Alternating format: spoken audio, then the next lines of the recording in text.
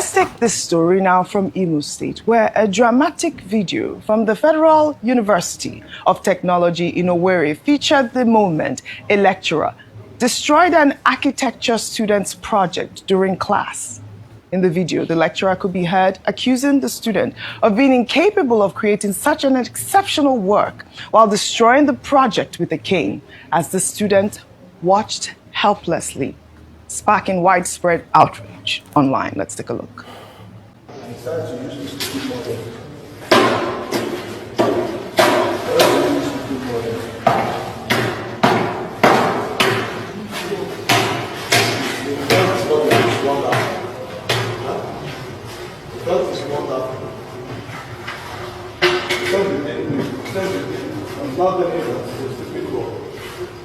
fact, I was asking you if this was fine.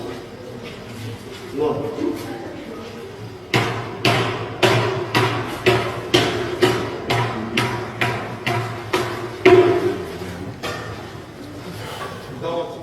This was so sad to watch, Ayo. Well, according to the student in the video, it's the third time this semester that this lecturer has destroyed his work. The video has garnered over 1.5 million views on X alone, sparking conversations around some lecturers' conduct in the country, and I'll take some reactions. This person wrote, "This is heartbreaking and totally unacceptable. That lecturer must be questioned, not just for destroying a student's project, but for abusing his authority and killing innovation. Every student deserves the right to defend their work, especially when it's exceptional. We can't keep silencing brilliance simply because it challenges mediocrity." Another ex-user wrote, and this is quite, the comment. They said, "This isn't about stifling creativity. It's about academic integrity. If the lecturer suspects outsourcing, destroying the model might be extreme, but necessary to deter dishonesty. Instead of blaming the lecturer, we should question why such suspicion arises. Is it the lecturer's fault or a systemic issue where students prioritize shortcuts over genuine effort? This could be a wake-up call for a culture that values appearances over hard work." And we should also consider that ex-user's comment as well. My producer has reached out to the school. We're yet to get an official statement. Good. And I hope that an investigation will be done. But nevertheless, irrespective of whether or not the second claim, holds water, it's the manner in which the man addressed the issue in such a way that it could actually defeat the student's self-esteem. Absolutely. You can correct a child or a student, maybe not a child, a young adult, in a way that they don't feel defeated or they don't feel like they cannot do any other thing again.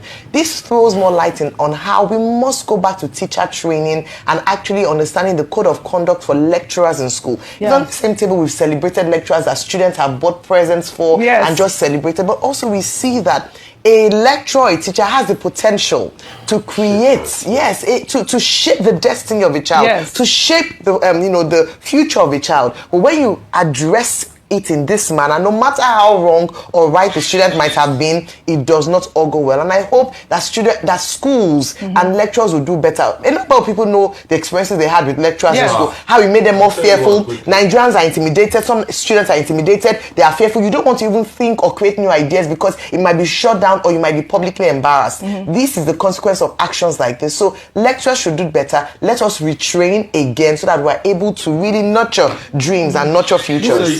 See, in university, I've heard and I know of experience where the lecturer will come to class. Is to teach you to make you better. He'll tell you A is for God, B is for me, C is for very bright students. Oh, come on. Can you imagine? So why is he teaching you? The technical word is plagiarism. In academic processes, plagiarism is considered a crime. But even when it is established, I agree that a lecturer should not be sadistic, should not be violent. So the authorities of the university should investigate what happened. And that's why in some universities, lecturers are rated. They give forms to the students.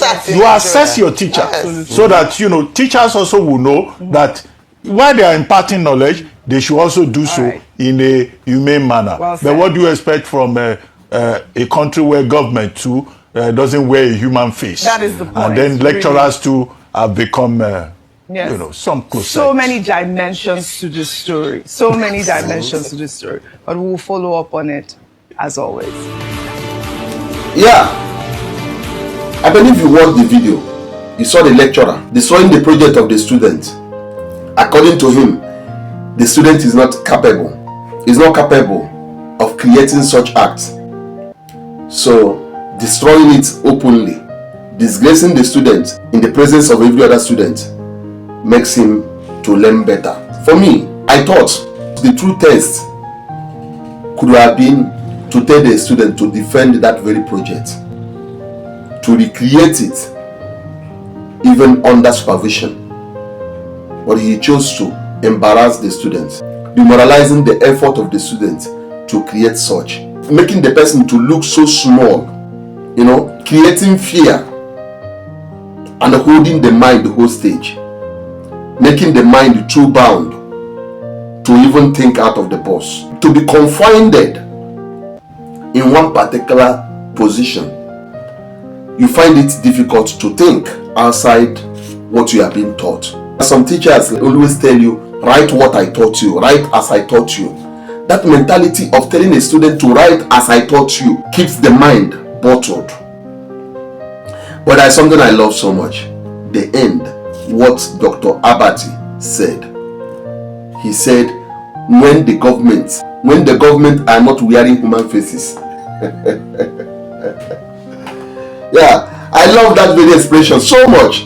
He said, when the government are not wearing human faces, then every other person in the society start behaving like animals, beasts. So that's to tell you, when the foundation is rotten, when people walk with the power of impunity, does things with impunity, then where is the hope? There is no hope. The system is rotten. When those in authority walks with impunity, does things with intention that they has nobody to answer to, behaves as if they have no one to answer to, they are not answerable to any person. They are bulls and bulls and bulls of their own personalities, of their own position.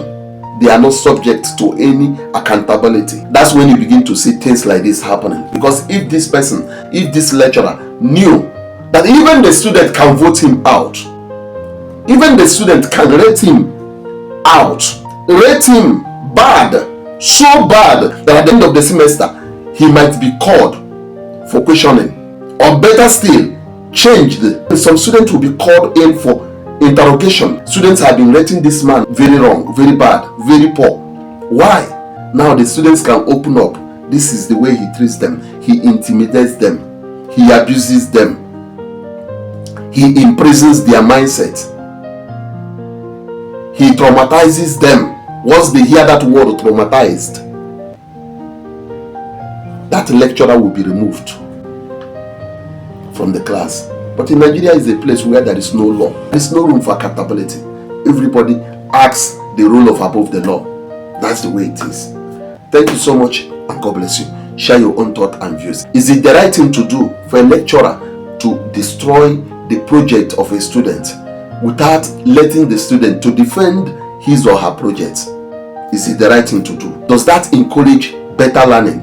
Is it a better learning process to publicly disgrace and destroy the project of a student instead of giving the student the chance, the opportunity to defend his or her project in order to ascertain the genuinity of the creation? Share it in the comment section. Your thoughts and views in the comment section, and share the video for other people to see it. Thank you so much and God bless you.